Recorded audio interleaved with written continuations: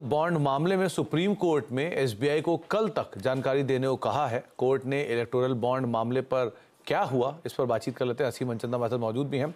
असीम से हमने थोड़ी पहले बातचीत की थी। असीम, ये इम्पॉर्टेंट अपडेट जो आ रहा है कि सुप्रीम कोर्ट की तरफ से कि एसबीआई को याचिका उन्होंने दी थी एक्सटेंशन की, लेकिन एक्सटेंशन मिला नहीं। सो तमाम डिटेल क्या है, क्या कहा कोर्ट ने? देखिए, सुप्रीम कोर्ट की संविधान पीठ ने 15 फरवरी को एक निर्देश दिया था। इसमें यह कहा था कि जो एसबीआई है वो 6 मार्च तक इलेक्टोरल बॉन्ड की सारी जानकारी इलेक्शन कमीशन को दे।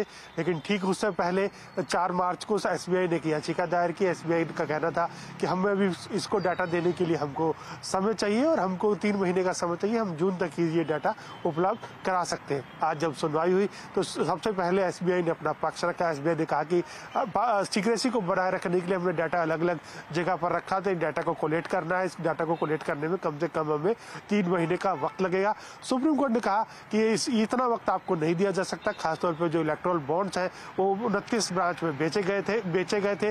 उनकी जो जिसने भी ये बॉन्ड्स लिए थे उन सबकी सब्सक्राइबर्स की केवाईसी पहले से ही सुनिश्चित कर ली गई थी और उसके बाद बॉन्ड्स की सारी जानकारी मेन ब्रांच पर भेजी गई।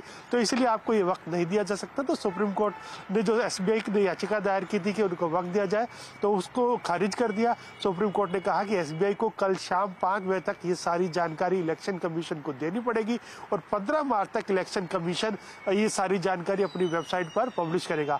इतना नहीं, सुप्रीम कोर्ट ने कहा कि जो एसबीआई के सीएमडी हैं उनको इसका कंप्लायंस का एफिडेविट देना पड़ेगा। अगर वो ऐसा नहीं करते तो उनके ऊपर कंटेम्प्ट का नोटिस के ऊपर रखा। अगर ऐसा नहीं करते तो उनके ऊपर कार्रवाई की जाएगी।